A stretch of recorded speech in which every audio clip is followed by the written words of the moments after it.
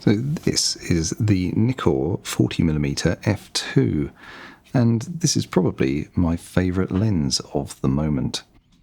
Here are some photos I've taken with it the past couple of weeks as I've been just visiting some fairly standard tourist fare here in South Wales.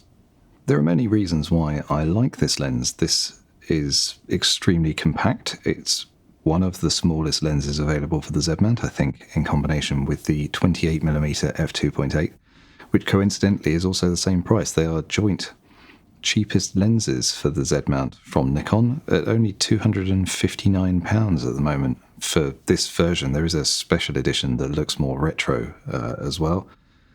But it's an excellent lens. It has been developed very specifically to meet a price point, and for that reason it is entirely plastic, including the lens mount itself, which I will show in more detail in a moment.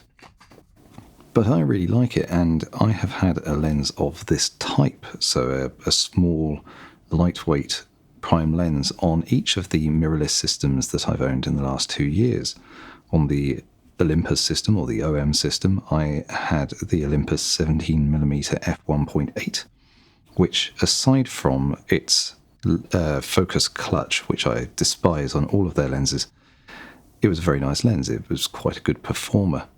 And then on the Fujifilm system, I had the 27mm f2.8, which again was a nice lens, albeit the focus motor on that sounded somewhat like a tractor, and it was quite slow. By comparison to both of those, this is probably the best performer. It's fantastic for both photos and for video. The only real oddity to it, I suppose, is that there's no lens hood available, but that would make it bigger, and so what's the point? And of the three lenses, it's also the cheapest. It's only about 2/3 of the price of the other two. Those other two lenses cost £399 at the moment.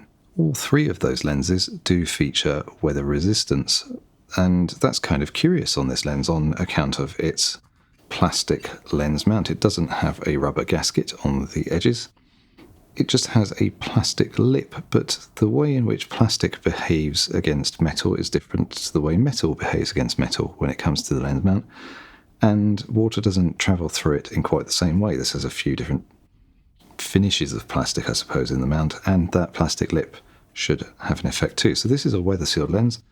They publish a gasket diagram, which I'll put up on screen, and I've used it out in Welsh weather, which is to say persistent rain, quite a lot over the last few weeks, and it's just been a great performer all around. But the main reason why I like a lens like this is not necessarily for just its ridiculous cuteness, but the fact that it changes the shape of your camera itself.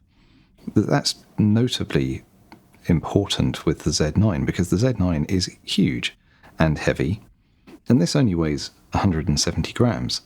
But the most important aspect to it is that it allows you to fit the Z9 into smaller bags, and I'll show a quick shot of the current daily setup that I'm using, and I'll go into this in more detail in another video.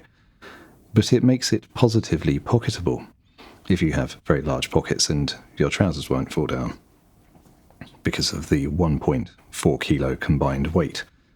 But overall, it makes a huge difference, and I like it as a lens around the house. If you tend to take a lot of photos of your cat in particular, this is the lens for you. It's got quite a short minimum focus distance.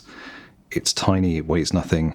It allows you to more easily hold your camera with one hand.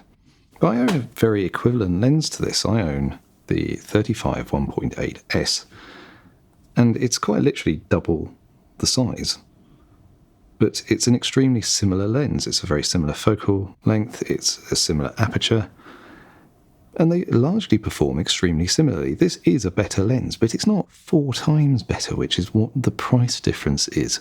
However, for video, this is the lens that I predominantly use, and I use this one more for photography and as a daily lens, especially if I have 2 camera bodies in the future.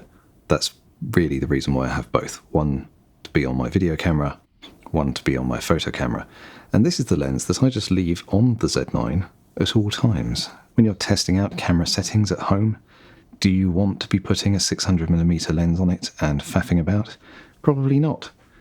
So I put this on, and it's effectively a fairly ostentatious body cap at that point. But this is the sort of lens that I reckon everybody should have in their lens collection. It's just something very useful and compact, because not only does it make your camera significantly smaller and allow it to fit into smaller bags, but it goes in your pocket. And then if you don't take a bag at all, and you're just taking your wildlife lens, but you may find a nice landscape to take a photo of, you have something with you.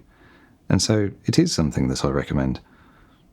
But what are your thoughts? Is this something that you're interested in? Is it something you already use? Is it something that you don't like, despite how extremely cute it is? I'd be interested to know. So please do put your thoughts down in the comments. And thank you very much for watching. Until next time.